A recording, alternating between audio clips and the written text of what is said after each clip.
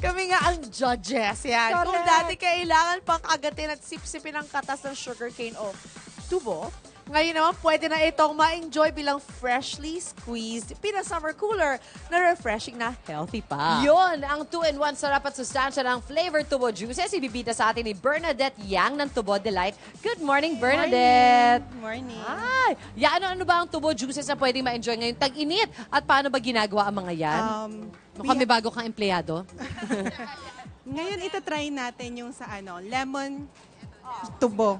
Tubo with lemon. Okay. So, Paano nga ba ito ginagawa? So, obviously, kailangan mo ng... Teka, na ito? Binabalatan ba? Nabalatan na.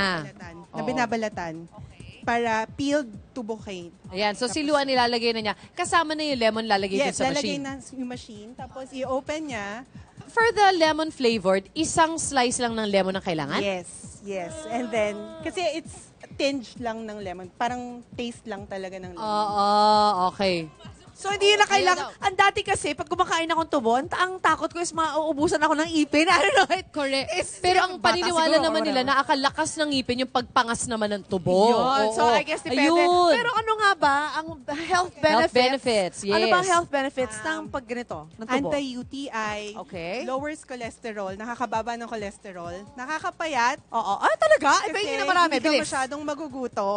Ganun. Oh. Tapos, good for the liver. Okay. Tapos, anti-UTI, did I say that? Good for digestion at saka good for safe din siya sa diabetic because low glycemic index. Talaga? Kasi matamis Matamis siya. siya. Oo, matamis siya kasi pero okay lang. Yes. Actually, di ba ang sugar cane ngayon tawag? So maraming mga apprehensions yung mga tao about taking it in Exactly. kasi Oo. baka maasukal siya. No.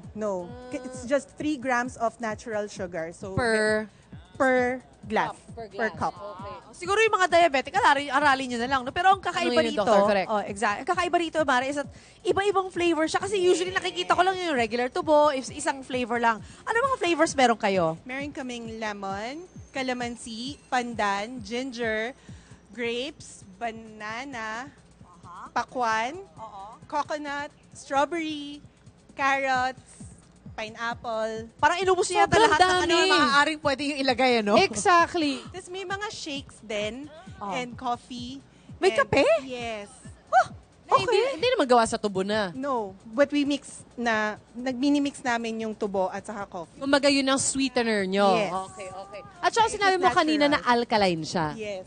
Alkaline and energy booster din siya. So I think better din siya kaysa sa coffee. Ang dami palang benefits, Mare. Sinabi Pero mo natinginan yan. ako sa sinabing weight loss eh. Pahingi na marami bilis. Ako naman dun sa alkaline kasi ma-acid yung katawan Oo, ko. so magkano? Yan?